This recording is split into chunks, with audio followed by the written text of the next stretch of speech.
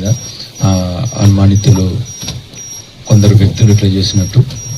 So ఈరోజు మా Lakshmipeta CI గారు Ramanamurthy, SI Suresh and Dandapalli SI Taisuddin మధ్యాహ్నం పూట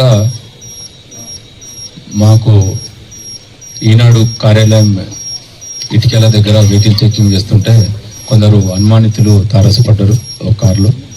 సో వాళ్ళని పట్టుకొని విచారించగా వాళ్ళ పేర్లు ఇట్లా చెప్పిండ్రు: కానుగంటి క్రాంతి, ఇతని ఇటుకల, గడిగొప్పుల రవీందర్, తాండ్ర ప్రకాష్, తర్వాత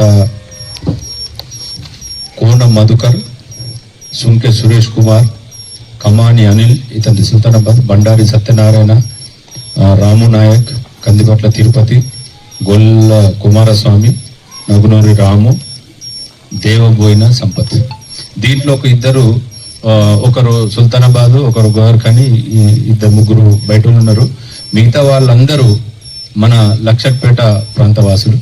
వీళ్ళు ఒకరికొకరికి పరిచయము.